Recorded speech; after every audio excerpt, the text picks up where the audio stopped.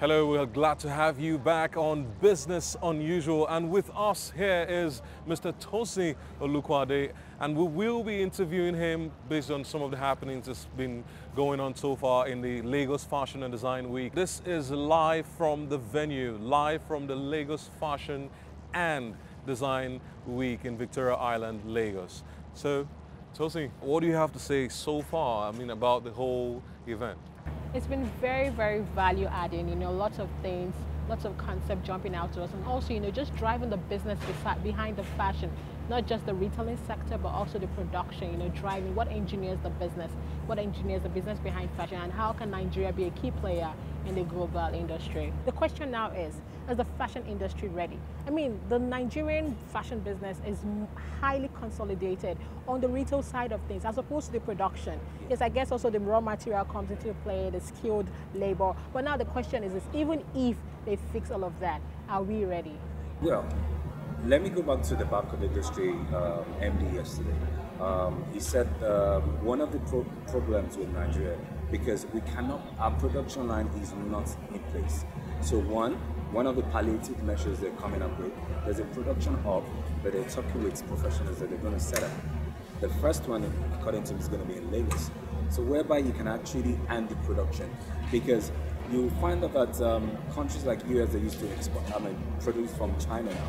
China's become expensive for them. Absolutely. So now they're looking at other countries whereby they can get their production done and still get it at the best and at the same quality. So there'll be that, you find that they will start looking to Nigeria, because in Nigeria we have cheap labor. Absolutely. But we don't have the production outfit. Sorry to cut you there, when you received the information that if it's not from today, maybe you've had prior knowledge of that, that China bought the patency right of one of our local heritage of heritage of fabric. Yeah. As a young entrepreneur, how did you receive that? It's still part of the structure that is not in place in our fashion industry, because for fashion industry you have the legal aspect. Yes. The laws that guide this industry, but we seem to have a lot of splinter groups, so we're not harmonized, we're not coordinated. So that's why China will go ahead and patent something that doesn't belong to them. But the truth of the matter is that it's a matter of law. So because they've gone to the law to patent it, they have the rights. So for us to not get it back, I don't know how we're going to get it, because the truth of the matter is that our laws are not being put in place. And talking about laws, for us to get the best out of fashion industry, we have to have policies that are going to guide the industry. So, for example, you have the PIB bill that's been in the Senate for how many years now to regulate the petroleum industry. I think until we get to that point whereby the fashion industry has such bill that regulates it, there needs to be a lot of regulations in that industry. So you're suggesting bills. We've seen bills crop out here and there and all of that. Yeah. But yes, it's one to have the bills, another one to enforce it, to actually say, you know what, this is X, Y, and Z, and we're going to ensure that it's implemented. Yeah. Now, still on the topic of business and in fashion. Yeah. So what else can be done to breach the building capacity in order to train young tailors and also boost it on the production end, not just the retail? Yeah.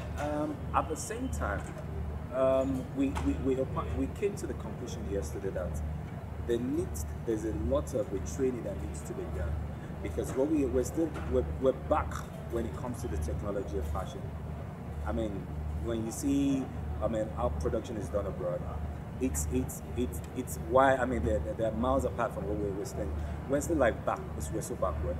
So there is need to upgrade our production processes.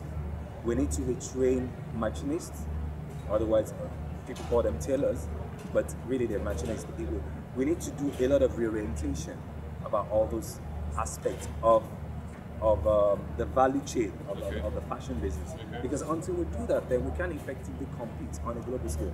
Because the truth of the matter is that there's only one standard, and that is international. Yeah. And if you're going to compete on that international standard, you need to employ the same processes, the same infrastructures, and the things that they've employed that brought them to where they are today. Absolutely. Speaking about that, Yes, it's one to have the product. Yeah. It's another thing to have distribution. You know, distribution has always been a cause of concern. I mean, how you in the fashion industry, you make shirts, you also have a jewelry line. As well. Yeah. How do you distribute? What distribution line do you use? Well, the good thing today, I mean, in the last couple of years, there's been this increasing awareness of online shops, online malls. You have the likes of Jumia, Konga, different portals coming up. And that's because they've seen the potential in the fashion business alone, what it could generate. So you see there's the distribution channels are opening up gradually. Like as much as you have the ones that have been around for a couple of years, you see new ones joining in the fray, because the only reason why they would do that is because there's the love, it's a matter of love, demand and supply. There is a demand for this product, so but the supply has been in short form. So all these outlets opening up, the online platforms opening up, it's making distribution to become a lot more easier than what we had before. So there's easier reach to the geographics of people that are not in the city. The convenience. So talking about the Bank of Industry, one of the key sponsors of this Lagos Fashion and Design Week, right? They've come out to show that they really want to support the young entrepreneurs in this particular sector. You said something about them understanding, and they began to discover the huge potentials in this particular industry. Now they've come out with a 1 billion naira entrepreneurship fund for the fashion industry alone. Have you accessed that? No, I haven't. One, initially, it was when the fund came out, it was specifically for women. And because, you know, if you notice, not just a Bank of Industry, a lot of banks are doing products that are tailored to women because they want to empower the women folk. So are they saying it's only for the female, young? From what the MD said yesterday, the MD Bank of Industry, they kind of reassessed the situation, and so now they made it to become a unisex fund. So both the male and female fashion industry. I hope it wasn't because of the program that you had to change it all over. And, oh, come on. The fashion industry has been bedeviled. Everyone seems to be focusing more on the women now. Hey, Tosin. I mean, the last interview we had with Drea, the fitness expert, she said she wanted to focus on women, and the women were, you know, the next rulers of the world and all that. And I'm like, what the? I'm not having. Let's just go back to this BOI funding. I'm listening to you. So tell us about it. I think basically, what I would take that to be, I think when you empower women, I think you're empowering the women, because I think there's this notion when you empower women, you're empowering generations, because they're the giver of the next generation. Yes, we know it takes the collaboration of the male and female, but I think more depends on the women, because they're like the caregiver. I think more of the guys do have, and they've really put their name out there compared to the female. You think it's because of the imbalance? No, I don't want to subscribe to that really, because you have a lot of female fashion entrepreneurs that are out there, and that they're huge, and even on the international scene. So I don't want to say that's the reason why they're tailoring that particular fund to women, but I think they just want to give more women opportunities so that you can. And I think women are more careful when it comes to But the issue now of money. that fund has been opened to everybody. Yes. So have you accessed it? No, I haven't. Why?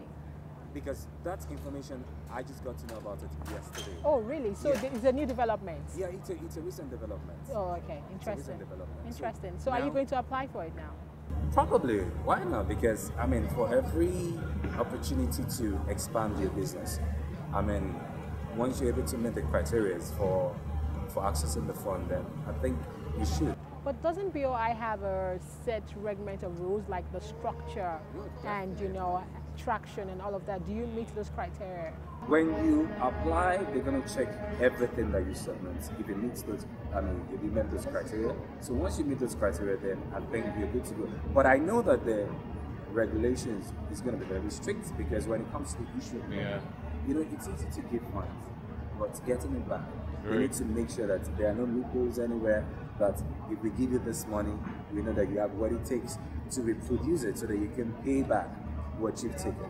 And because it's a single digit loan, so that is a lot of incentive already compared to what you get at the open market. Thank you so much, Mr. Tosin, and My pleasure. thank you very much, Tosin, for being here with me. All right, guys, this is still business unusual, so we have to go for a break, but we'll be back.